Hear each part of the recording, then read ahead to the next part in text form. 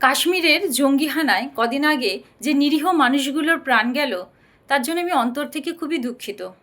কিন্তু এর প্রতিবাদে যেভাবে জঙ্গি ঘাঁটিগুলোকে একদম ভেঙে গুঁড়িয়ে দেওয়া হলো তার জন্য আমি খুবই আনন্দিত এবং ভারতবাসী হিসেবে আমি খুব গর্ববোধ করছি।